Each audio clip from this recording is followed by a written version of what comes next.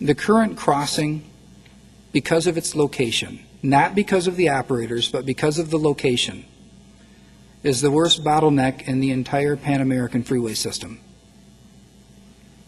What it takes to get off the bridge, through customs, and over to the freeway in Canada is the worst bottleneck that we have in our whole system. That's the reason why building another bridge right into that bottleneck is not a real solution. A freeway-to-freeway connection is essential to efficient trade and job growth because of the expansion of Michigan-based manufacturers. And again, I'll say, not just of automobiles, but of everything that we make in this state. The Ambassador Bridge handles 99% of the trade at Detroit over 4 lanes. And people talk about the viability in Buffalo, Niagara, a total of 14 lanes, 8 of which handle commercial traffic. Those bridges are viable, and yet they handle only 61.4% of the trade volume moved by truck as we do. And yet somehow they're making it financially viable.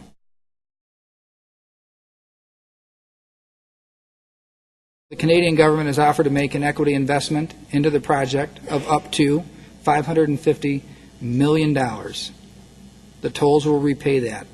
Michigan will gain a new modern infrastructure asset to meet the needs of Michigan-Canadian trade for decades to come with no financial risk. Michigan will not be on the hook for availability payments.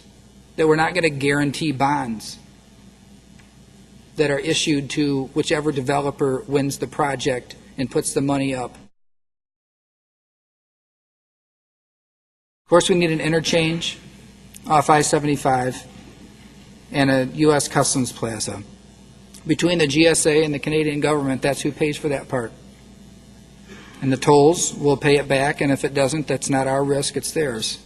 You have the bridge itself that the private sector will design, finance, build, and run. And then you have the Canadians that are responsible for the plaza on the Canadian side and the connection to their freeway.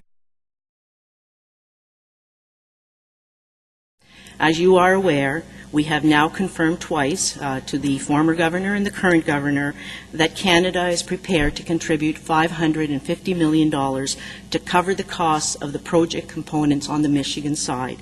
Those components include the land that's to be acquired to accommodate the plaza, the bridge, and the interchange.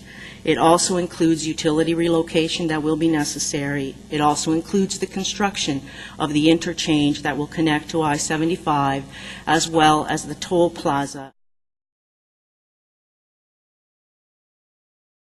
In terms of how the money, what will it be? We've heard lots of allegations in the paper that this will be a loan.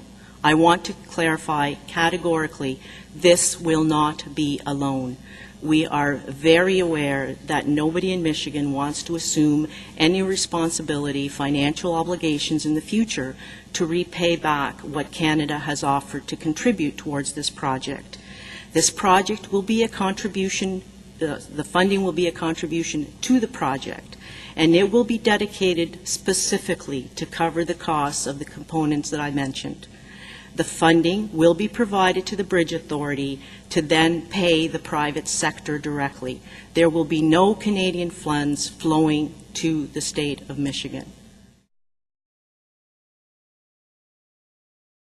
We believe that the toll revenues that will be generated from the bridge operation will be sufficient to cover the costs of construction, to cover the financing for the private sector, and most importantly, to cover the ongoing operation of the bridge, which we expect will be going on for 30 to 40, possibly even 50 years.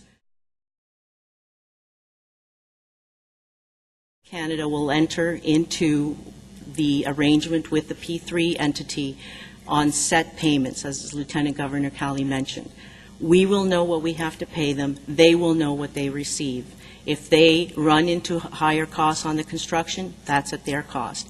If the revenues are insufficient to pay for that, the Government of Canada will cover those shortfalls. They will be added on to the amount that we are contributing and will be repaid back by the tolls. Again, at no cost to the Government of Michigan and no cost to the Michigan taxpayers. I just want to clarify once again that Michigan is not on the hook for any of this, and neither are Michigan taxpayers.